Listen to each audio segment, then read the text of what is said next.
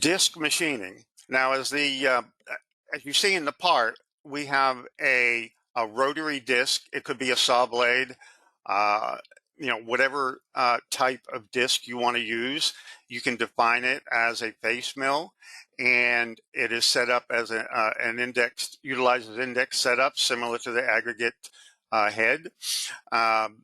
And specifically, you can use 2.5-axis slot operations or 2.5-axis profiling operations to cut these using the aggregate saw blade. And as I mentioned, the saw blade is defined as a face mill cutter, with just the large diameter, and the width of the cutter is the flute length of the face mill. The saw machining. The reason we club this together is because we can use saw machining using an aggregate head. If you don't have an aggregate head, as Don mentioned, you can define the saw as a disk tool, and it's similar to what, let me show you though, like a face mill.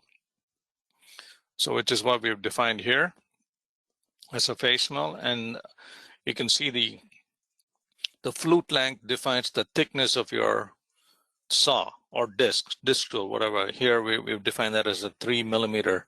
This is a millimeter file, so 3 millimeters. If you don't have an aggregate head, the only thing you can do with this is kind of like face the top of it, maybe come in and cut it. But let's say you have some slots like that that you want to machine. You want to actually do some rip cuts on it. And the way you would do it, there's multiple ways you can do it. You would obviously have to resort to index machining and have an aggregate head that actually rotates your saw in the right direction. So I'll show you what we have done here. The two ways of machining this. So this is we've actually had a rotated. So this is our standard setup where the z-axis is pointing up, and then we did a rotation over here. So the z-axis is pointing this way, and then I've used a 2.5-axis profiling operation. So basically, I've selected to machine that slot. I selected that edge curve down there, and then I created a 2.5-axis machining operation. So if I simulate that, I go in and simulate play. So coming in that way, notice the retract and the engage directions. They're along that blue axis, which is basically the z-axis of the rotated head. So that's how you do rip cuts like this. And then you can also, there's another method. You can use T-slotting as another operation. In this case, I've selected this edge and I've used the T-slotting operation. T-slotting is a little more complicated. I'm just showing it to you. So there's an option. Some people can think of it. I mean, it's more logical to think of that slot as a T-slot in this direction. So some people might like to think of it as a T-slot operation and machine it as a T-slot operation. So that's what we've done here. I've selected this curve as the top edge of the T-slot, and then I've selected and I've specified this distance, this depth. The start depth is actually starting from here to here. That's about 219.5 millimeters. So that gave me this toolpath. So I can simulate that. It basically cuts the same thing. And then to machine these slots that are going in the other direction, obviously you need to create a new setup. So you need to rotate the saw in that direction, so it's normal to that, so which is what we have done here. So the z-axis is pointing in that direction. And then I've selected these two curves, which define the slot, and use the 2-axis profiling.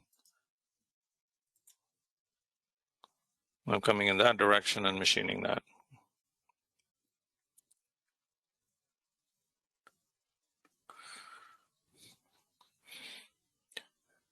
Okay, and you might be asking, how did I do that? How did I selected the curve, but how is the cutter actually going in? There's a little trick in there that I've employed, which is negative stock. Some of you might be familiar with that. What I've done here is I've specified the depth of my cut is I've used that as 3 millimeters. So I said, give me a 3 millimeter cut, which by specifying a negative stock. So basically it's cutting into the material by that much. There's one caveat with the negative stock. The negative stock can be higher than the tool radius. So as long as your cut depth is not deeper than your tool radius, in this case, it doesn't make sense because your flute is going to interfere anyway. So it works out pretty well. So I gave it a -3, and that's how I got that. But if you're using T-slot, you don't need to specify anything like that because you're not doing, you're actually machining, you're telling the system you're actually machining a T-slot. So you just define give it the parameters of the T-slot and do a finishing operation. So,